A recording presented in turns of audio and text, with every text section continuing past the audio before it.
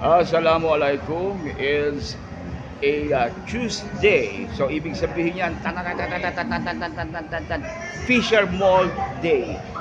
Teka muna, amoy isda ba? Huwag kayong ganyan. Dahil may katabi ako. Gwapo to at kaibigan ko. Yeah, hello, brother. Hello. Amoy isda to, niyabang nila.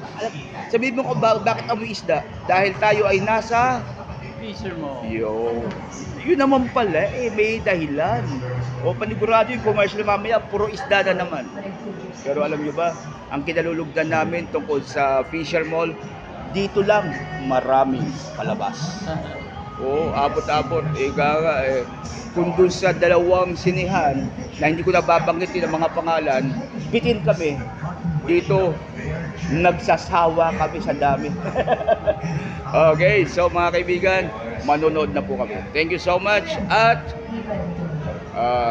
bye-bye.